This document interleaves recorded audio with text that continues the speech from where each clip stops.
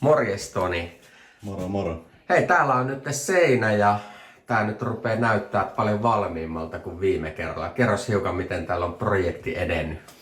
No tää on, Timpuri sai omat hommansa valmiiksi. Mä tulin nyt tähän kalustaa.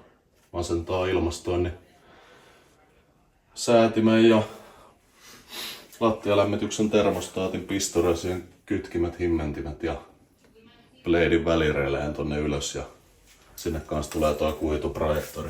Joo, kyllä.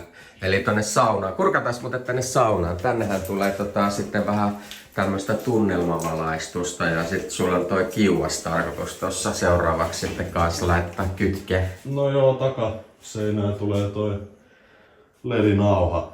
Sitä himmennetään. Se on nyt vielä valeessa siinä, ettei ole vielä kiinnitetty, mutta... Joo, kurkataan sitä kiuasta.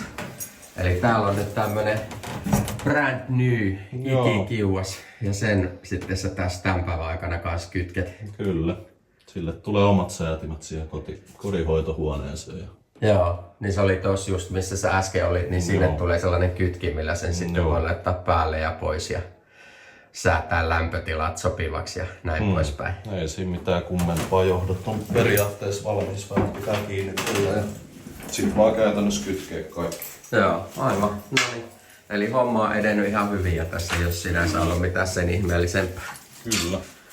Siinähän oli se himmennys semmonen uusi katkaisija, missä sä painat niinku tavallaan pohjassa sitä. Joo. Ja sit sillä tavalla sä voit niinku säätää sitä, just siis toi LED-nauha, mitä tuossa äsken näytit, niin voi säätää sitten sen, että haluatko kirkkaaksi vai vähän semmoista himmempää, jos haluat vähän tällaista tunnelmavalaistusta.